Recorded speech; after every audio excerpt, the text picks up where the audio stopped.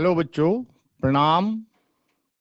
और मैंने आपको इससे पिछले सेशन में मैं आपको आपके पास जो विज्ञान का पहला पाठ है कि हमारे आसपास के पदार्थ, उस पे चर्चा कर रहा था। तो बच्चों, मुझे उम्मीद है कि आपने मेरे पहले सेशन में मैंने जिन जिन पे मैंने पदार्थ की परिभाषा पे और पदार्थ के जो अगर कणों से मिल करके बना तो उनके कणों के क्या क्या गुण होते हैं, और उन गुणों को मैंने छोटा सा प्रयास किया था कि आपको प्रयोगों के माध्यम से भी आपको समझाया था। मुझे उम्मीद है कि आप लोगों ने उसके अपने कॉपी में नोट्स बना दिए होंगे और परिभाषा भी थोड़ा बहुत याद करने की कोशिश की होगी और याद करनी ही पड़ेगी। अब बच्चों, हम आगे शुरू करते हैं। अब आप आज आपसे के साथ कि पदार्थ की अवस्थाएं। तो चलो बोर्ड पे चलते हैं और अब आगे शुरू करते हैं पदार्थ की अवस्थाएं। पदार्थ को हमने कहा था कि किसे कहते हैं, और पदार्थ कणों को मिलकर के बना होता है। उन कणों की क्या क्या गुण होते हैं, आज हम पढ़ेंगे पदार्थ की अवस्थाएं। वैसे बच्चों, पदार्थ की मुख्य रूप से 5 अवस्थाएं होती हैं, ठीक है। लेकिन हमारे पास यहाँ पर कोर्स में सिर्फ कितनी कितनी अवस्थाएं हैं? 3 अवस्थाएं। यहाँ पर भले मैं आपको 5 अवस्थाएं बता दूंगा, लेकिन पढ़ेंगे हम मुख्य रूप से पदार्थ की 3 ही अवस्थाएं। तो जो मुख्य रूप से हमने पढ़नी है वो मुख्य रूप से 3 हमारे पास अवस्थाएं हैं। ठोस अवस्था, ठोस अवस्था, द्रव अवस्था,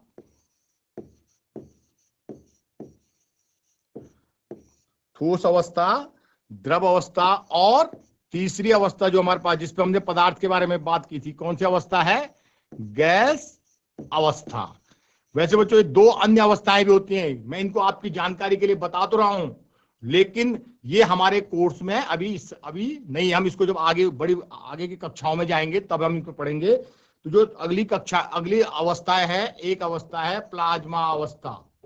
प्लाज्मा, ठोस की कौन सी अवस्था है? प्लाज्मा अवस्था। और एक जो अंतिम अवस्था है उसको कहते हैं हम ठोस आइंस्टीन कंडेंसेट। इसको कहते हैं हम Bose Einstein condensate. Bose Einstein Bose Einstein condensate. तो बच्चों, ये मुख्य रूप से पदार्थ हमें कितने, इन 5 अवस्थाओं में पाया जाता है, लेकिन हम इन 2 अवस्थाओं को अपने अगली कक्षाओं में पढ़ेंगे। हम मुख्य रूप से आपसे अब इसमें चर्चा करेंगे ठोस अवस्था, द्रव अवस्था और गैस अवस्था में। किस पे बात करेंगे हम? ठोस अवस्था, द्रव अवस्था और गैस अवस्था पर बात करेंगे हम।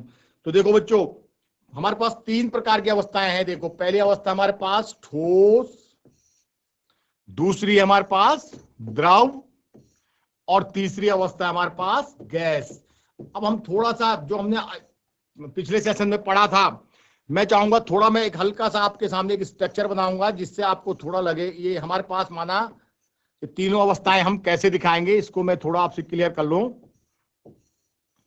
देखो, हमने कहा था कि ये अगर ये ठोस भी है, चाहे द्रव है, चाहे गैस है, ये तीनों चीजें जो बनी हुई हैं, किससे बना हुआ है? कणों से बना हुआ है। किससे बना हुआ है? कणों। अब देखो, कणों के गुणों के आधार पर ही हम इसको क्या करते हैं? ठोस, द्रव और गैस में क्या करते हैं? इसको विभक्त करते हैं। तो देखो बच्चों, माना मैं यहीं पर ठोस की बात कर रहा हूं, तो देखो इस ढंग से, तो वही बात हमने करी थी, जो स्थान की बात भी कर रहे थे हम, कि ठोस के कणों के बीच में स्थान क्या होता है? बहुत कम होता है। तो देखो ये देखो हमारे पास ठोस है, माना ये क्या है? ये ठोस है, ठीक हो गया। ये हमारे पास द्रव के कण हैं, तो देखो द्रव के कण हैं, इनमें देख लो, ये क्या है हमारे पास? द्रव के कण है हमारे पास। ये माना हमारे पास क्या है? द्रव के कण हैं, ठीक है। और ये देख लीजिए हमारे पास, माना, और ये हमारे पास कौन से कण हैं? गैस के कण हैं। देखो, तो यहां देख रहे हो आप लोग, इससे भी हमको आइडिया आ जाना चाहिए। देखो, ये माना हमारे पास कौन से कण हैं? कौन से कण है हमारे पास? ये गैस के हैं, ठीक है बच्चों। तो ये हमारे पास गैस के कण हैं। तो अब देख लीजिए आप लोग, अब हम यहां पर बात कर रहे हैं आप लोगों से, ये हमारे पास तीन प्रकार के, यहां पर देख लो अब आप, हम देख रहे हैं यहां पर कि ये बिल्कुल क्या है, बहुत पास पास है, ये क्या है, बिल्कुल पास पास है। यहां पर क्या है, इनकी अपेक्षा थोड़ा इनमें क्या है, ज्यादा जरा दूर दूर है, और ये कण क्या है, बहुत दूर दूर है। यही बात हमने करी थी आप लोगों से। तो देखो, ठोस, द्रव और गैस। तो देखो बच्चों, हम यहां पर इनके गुणों के बारे में हम आपसे बात करेंगे, इनके गुणों के बारे में हम आपसे बात करेंगे। थोड़ा गैस के अणु बहुत दूर दूर होते हैं, ठीक है, माना ये क्या है, गैस के कण है, ये क्या है, बहुत दूर दूर है। तो देखो इन कणों के आधार पर, देखो तो इसके आधार पर हम ठोस, द्रव और गैस के गुणों में थोड़ा आपसे गुणों पर चर्चा करेंगे कि ठोस, द्रव और गैस के गुण क्या क्या होते हैं। तो देखो इसको तो आप समझते भी हैं, इसको अंग्रेजी में कहते हैं हम सॉलिड, इसको कहते हैं हम लिक्विड, और इसको कहते हैं हम गैस। ये तीन चीजें हमारे पास, सॉलिड, लिक्विड एंड गैस। तो देखो सॉलिड का पहला गुण जो होता है वो होता है इसका निश्चित आकार। क्या होता है, इसका निश्चित आकार होता है, ठीक हो गया। और जो द्रव है हमारे पास, इसका क्या होता है, इसका आकार क्या होता है, अनिश्चित आकार होता है। इसका क्या होता है, अनिश्चित आकार होता है। और जो गैस होती है, उस गैस का भी क्या होता है, अनिश्चित आकार होता है, ठीक हो गया। तो पहली चीज तो हम आपसे बात कर सकते हैं, पहली बात हम आपसे कर सकते हैं कि जो ठोस है अनिश्चित आकार होता है। तो पहली चीज कि जो ठोस होते हैं उनमें क्या होता है, उनका क्या होता है, आकार निश्चित होता है। और द्रव और गैस का जो आकार है वो क्या होता है, अनिश्चित होता है। दूसरी बात देखो, ठोस की निश्चित विमा होती है, निश्चित विमा होती है, निश्चित विमा होती है। और इन दोनों की क्या होती है, विमा अनिश्चित होती है। अब समझते हैं, हम आपको बता दें क्या है विमा अनिश्चित, और इनकी जो विमा होती है इसकी भी अनिश्चित होती है, और इसकी भी क्या होती है, अनिश्चित होती है।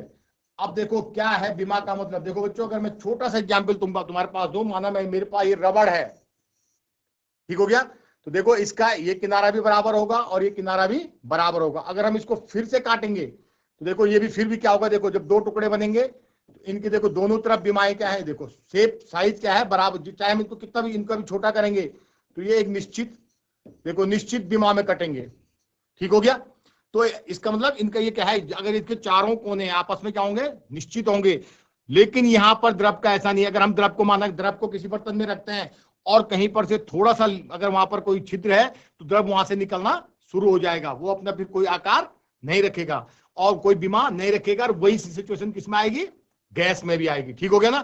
तो देखो सॉलिड का तो निश्चित विमा होती है, और जो हमारे पास द्रव और गैस है इनकी विमा निश्चित नहीं होती है। अब देखो ठोसों में जो मुख्य गुण है वो कौन सा गुण पाया जाता है, ठोस क्या होते हैं, कठोर होते हैं। ठोस क्या होते हैं, कठोर होते हैं। और लिक्विड, तरलता का गुण पाया जाता है इसमें, तरलता, या इसको हम कहते हैं बहाव, इनमें क्या पाया जाता है, बहाव पाया जाता है, ठीक हो गया। और इसमें भी क्या पाया, इसमें तो बहुत ज्यादा अत्यधिक बहाव पाया जाता है, ठीक हो गया। तो देखो ये हमने बात भी करी थी इसमें आपके कि कठोर होते हैं। क्यों कठोर होते हैं, क्योंकि इनके कणों के बीच में आकर्षण बल क्या होता है, सबसे अधिक होता है। तो वो कण आपस में एक दूसरे को क्या करते हैं, बांधे हुए रखते हैं। इनमें जरा कम होता है, इसलिए इसमें दूरियां भी क्या है, ज्यादा है। तो ये बहन, इनमें जब आकर्षण बल कम होगा तो एक कण दूसरे कण को क्या करेगा, अपने पास खींचे रखने में सामर्थ्य नहीं रखता है, इसलिए वो क्या करता है, धीरे धीरे बहने लगता है। और इसमें तो बहुत दूर होता है, बिल्कुल नगण्य होता है आकर्षण बल, ये तो बिल्कुल भी नहीं रोक पाता। आपने देखा होगा कि छोटा सा एग्जाम्पल मैं आपको दूं कि अगर माना हम एक कोने पर अगरबत्ती जलाते हैं तो अगरबत्ती क्या हो जाती है, पूरे कमरे में उसकी खुशबू फैल जाती है। तो क्या कारण है, वही कारण है। देखो वो अगरबत्ती भी हमको दो चीज से दिखा, एक तो क्या दिखा रहा है कि इसमें बहाव है, गैस के कणों में क्या है, बहाव है। और दूसरा हमने गुण बताया था कणों का कि कण क्या होते हैं, गतिशील होते हैं। तीसरा जो गुण है ये क्या होते हैं, असंपीड्य होते हैं। क्या होते हैं, असंपीड्य होते हैं। जो ठोस होते हैं वो असंपीड्य होते हैं। और ये जो क्या होते हैं, ये कम संपीड्य होते हैं, कम संपीड्य होते हैं, कम संपीड्य होते हैं, कम संपीड्य होते हैं। ये क्या होते हैं, कम संपीड्य होते हैं। और जो हमारे पास गैस होती है, ये क्या होती है, सबसे अधिक संपीड्य होती है। क्या होती है, सबसे अधिक संपीड्य होती है। अब बच्चों एक प्रश्न हमारे पास आ रहा है कि ये देखो, हम कह रहे हैं असंपीड्य और संपीड्य। देखो क्या है, अगर आप छोटा सा एग्जाम्पल देखो कि अगर हमने, ठीक है ना, कोई लोहा का टुकड़ा लिया, लोहा लिया, अगर हम उस संपीड्य मतलब उसको अगर हम दबाना चाहें तो क्या दब सकता हो? उस पर अगर हम दाब लगाएं तो दब सकता लोहा? नहीं दबेगा। लेकिन अगर आप छोटा सा एग्जाम्पल समझोगे, अगर हम थोड़ा सा किसी में पानी लें, किसी गुब्बारे में पानी लें, उसको दबाएं तो दबेगा, लेकिन उतना ज्यादा नहीं दबेगा जितना कितना दब सकता है गैस। माना यही है कि अगर हम प्रेस करते हैं और वो क्या होगा, अगर क्या होगा उसमें प्रेस करने के बाद वो दबेगा, तो दबने वाले को हम क्या कहते हैं, उसको संपीड्य कहते हैं। तो देखो हम लोहे को संपीड्य नहीं कर सकते हैं। और एक चीज और याद रखना कि जैसे हमारे पास रबड़ है, रबड़ भी है, क्या है हमारे पास, रबड़ भी हमारे पास ठोस है। क्यों ठोस है? क्योंकि जब तक उस पर बाह्य बल न लगाया जाए तो उसमें क्या होता है, वो तब तक क्या होगा, असंपीड्य होगा, है ना। उसको अगर हम खींचे, बाह्य बल लगाएंगे तभी खींच सकते हैं, और अगर बाह्य बल नहीं लगाएंगे तो वो खींच नहीं सकता है। तो इस देखो, जो ठोस होते हैं वो बिल्कुल असंपीड्य होते हैं, उनको हम दाब, कितना भी दाब लगाएं, लेकिन उनको हम दबा नहीं सकते हैं। द्रव ठोस की अपेक्षा अधिक संपीड्य होते हैं, किंतु गैस की अपेक्षा कम होते हैं। और गैस सबसे अधिक क्या होती है, संपीड्य होती है। सबसे अधिक क्या होती है, संपीड्य होती है। अब देखो, जो हमारे पास ठोस और द्रव है, इस देखो, इसका जो आयतन, निश्चित आयतन होता है। क्या होता है, निश्चित आयतन होता है। और द्रव का भी निश्चित आयतन होता है। द्रव का भी क्या होता है, निश्चित आयतन होता है। लेकिन गैस का आयतन निश्चित नहीं होता है। गैस का आयतन निश्चित नहीं होता है, निश्चित नहीं होता है। गैस का जो आयतन है वो निश्चित नहीं होता है। तो इस प्रकार से देखो बच्चों, हम अब ठोस, द्रव और गैस को समझ सकते हैं, ना। और इसकी, इसी आधार पर हम इसकी परिभाषा भी बना सकते हैं कि ठोस वे पदार्थ होते हैं जिनका आकार निश्चित होता है, निश्चित विमा होती है, कठोर होते हैं, असंपीड्य होते हैं, और आयतन भी क्या होता है, निश्चित होता है। द्रव वे पदार्थ होते हैं जिनका आकार तो अनिश्चित होता है, विमा भी इनकी क्या होती है, अनिश्चित होती है। और कौन सा गुण पाया जाता है, तरलता का गुण पाया जाता है, कम संपीड्य होते हैं, और आयतन क्या होता है इनका, निश्चित होता है। यहां देख लीजिए, गैस जिनका ना आयतन निश्चित होता है और ना आकार निश्चित होता है, वो क्या कहलाती है, गैस। और क्यों कहलाती है, हमने कहा था ना कि 3 गुण कहे थे कि कणों में कण गतिशील होते हैं, कणों के बीच स्थान होता है और एक दूसरे को आकर्षित करते हैं। तो देखो, इनके बीच में स्थान भी सबसे अधिक होता है, आकर्षण बल सबसे कम होता है, और इनके कणों की गति, या हम कहें कि गतिज ऊर्जा सबसे अधिक होती है। ठीक है बच्चों। तो इस प्रकार से अब हम पदार्थ को कितने रूपों में मुख्य रूप से पढ़ रहे हैं। वैसे रूप में का पदार्थ पांच प्रकार से पाया जाता है, लेकिन हम मुख्य रूप से हमारे कोर्स में कितने रूप हैं, 3। कौन कौन से हैं, सॉलिड, लिक्विड एंड गैस। अब बच्चों इसके बाद नेक्स्ट हम पढ़ेंगे पदार्थ की अवस्था में परिवर्तन। पदार्थ, अब अगली हेडिंग हमारे पास, पदार्थ की अवस्था में परिवर्तन। पदार्थ की अवस्था में परिवर्तन कर सकते हैं या नहीं कर सकते। अवस्था परिवर्तन आप लोग समझ रहे हो। एक छोटा सा एग्जाम्पल दो, अवस्था परिवर्तन। देखो बच्चों, हमारे पास H2O, एक H2O, इसको हम कहते हैं पानी। क्या कहते हैं इसको हम, पानी। पानी तो सभी लोगों ने देखा है, सबने देखा हुआ है। और फ्रिज भी सबके घर में है, ठीक है, फ्रिज भी क्या है, सबके घर में है। तो बच्चों, अगर हम इस पानी को फ्रीजर में रखेंगे तो क्या हो जाएगा, क्या बन जाएगी इसकी, यस, बर्फ बन जाएगी इसकी। क्या बन जाएगी, बर्फ बन जाएगी। और अगर हम इसको उबालेंगे, और अगर हम इसको उबालते हैं तो इसकी क्या बन जाएगा, ये, यस, भाप, या क्या बन जाएगी, गैस बन जाएगी। क्या बन जाएगी, भाप, यह क्या बन जाएगी, गैस। तो देखो एक चीज यहां पर समझो, पानी जो हमारे पास है ये क्या है, ठोस है या द्रव है या गैस है, यस ये क्या है, द्रव है।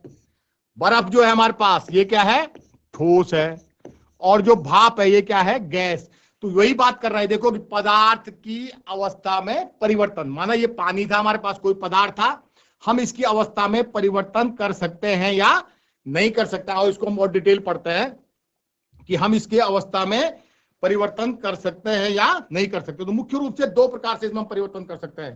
पहला परिवर्तन है तापमान में बदलाव करके, तापमान में बदलाव करके, तापमान में बदलाव करके हम इसमें अवस्था परिवर्तन कर सकते हैं। देखो तापमान में बदलाव करके हम इसका अवस्था परिवर्तन कर सकते हैं, ठीक है।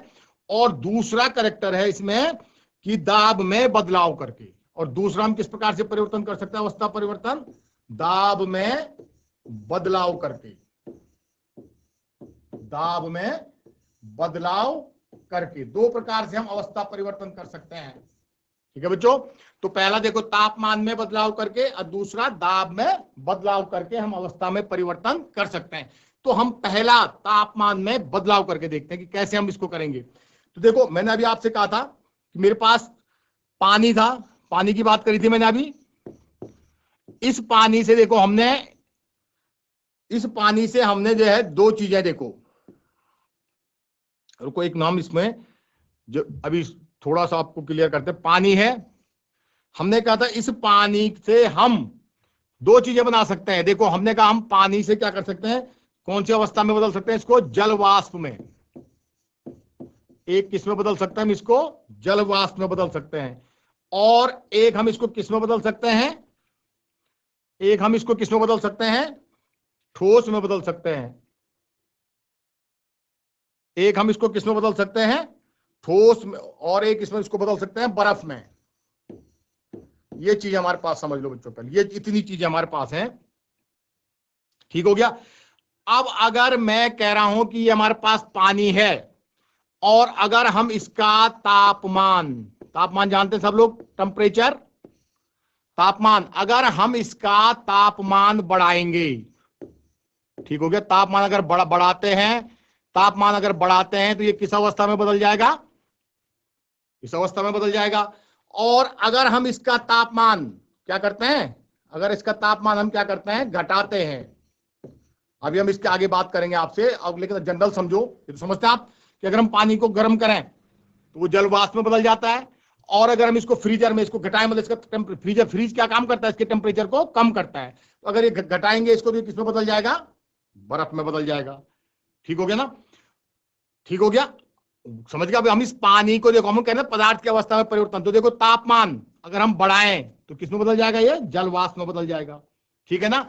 और अगर तापमान घटाएं तो किस में बदल जाएगा, ये किस में बदल जाएगा, ये बर्फ में बदल जाएगा या ठोस अवस्था में। देखो अवस्था बदल रही है, यहां पर पानी हमने कहा कौन सी अवस्था है, द्रव अवस्था है। और अगर हम तापमान बढ़ा रहे हैं तो ये किस अवस्था में बदल जा रहा है, गैस अवस्था में बदल जा रहा है। किस अवस्था में बदल जा रहा है, गैस अवस्था में। और अगर तापमान को हम घटा दें तो ये किस अवस्था में बदल जा रहा है, ठोस अवस्था में बदल जा रहा है। या हम दूसरे रूप से कहें बच्चों तुमसे, हम अगर दूसरे रूप से आपको कहें, हम यहीं पर दूसरे रूप से आपसे कहें कि अगर हम ठोस का तापमान बढ़ा दें, तापमान बढ़ा दें, अगर हम ठोस का क्या करें, तापमान बढ़ाने पर, यही तो स्थिति होगी। तापमान बढ़ाएंगे तो ठोस किस में बदल जाएगा, द्रव में बदल जाएगा। और इसका भी तापमान अगर हम बढ़ाएं, तापमान बढ़ाएं, ठीक है ना, तापमान क्या करना है, बढ़ाने पर, तो तापमान बढ़ाने पर ये क्या हो जाएगा, गैस अवस्था में बदल जाएगा। लेकिन ठीक इसके विपरीत देखो बच्चों, अगर हम इस गैस का तापमान घटा दें, अगर हम इस गैस का तापमान क्या कर दें, घटा दें, तो ये गैस किस अवस्था में बदल जाएगी, द्रव अवस्था में बदल जाएगी। और अगर हम इस द्रव का भी तापमान घटा दें तो ये द्रव किस अवस्था में बदल जाएगा, ठोस अवस्था में बदल जाएगा। अगर ठीक हो गया, तो देखो तापमान का परिवर्तन करके ये हमने क्लियर कर दिया। उदाहरण देकर हम समझ सकते हैं कि अगर हम तापमान में बदलाव करते हैं तो दो हमारे तापमान, दो पानी था, यहाँ पर पानी में हमने जनरल से बात करी हमने, अगर इसका तापमान घटाते हैं तो बर्फ में बदल जाते हैं, और तापमान बढ़ाते हैं तो जल वाष्प में। लेकिन एक चीज समझो, अगर हम यहाँ ठोस की बात करें, अगर ठोस का तापमान हम बढ़ाते हैं तो किस अवस्था में बदल जाएगा? वो द्रव अवस्था में बदल जाएगा। और द्रव का भी अगर हम तापमान बढ़ाएंगे तो किस अवस्था में बदल जाएगा? वो गैस अवस्था में बदल जाएगा। ठीक इसके विपरीत, अगर हम गैस का तापमान घटा दें तो वो किस अवस्था में बदल जाएगी? द्रव अवस्था में बदल जाएगी। और अगर इस द्रव अवस्था का तापमान और कम कर दें हम तो ये किस अवस्था में बदल जाएगा? किस अवस्था में बदल जाएगा? ये ठोस अवस्था में बदल जाएगा। ठीक है बच्चों, तो इस प्रकार से हम देखो क्या कर सकते हैं, हम क्या कर सकते हैं कि पदार्थ के तापमान बढ़ाने पर, देखो पदार्थ के क्या है, तापमान के बदलाव करने पर हम क्या कर सकते हैं, इसको तापमान बदलाव करके हम इनकी अवस्था का परिवर्तन कर सकते हैं। देखो हमने द्रव से गैस अवस्था बदल सकते हैं, द्रव से ठोस अवस्था बदल सकते हैं, या ठोस से द्रव और गैस अवस्था में बदल सकते हैं, या गैस से गैस द्रव और ठोस अवस्था में बदल सकते हैं। अब देखो बच्चों, अब बात आ रही है दूसरी कि हम दाब में बदलाव करके कैसे बदल सकते हैं।